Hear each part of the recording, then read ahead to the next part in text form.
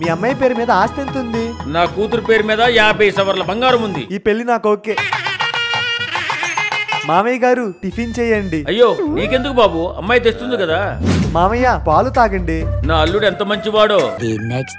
ఒరే మామా, ఒరే మామా, ఏమైంది అల్లుడు? ఆ కుర్చీ మీద డ్రాయర్ ఆరేసింది నువ్వేనా? అవును అల్లుడు.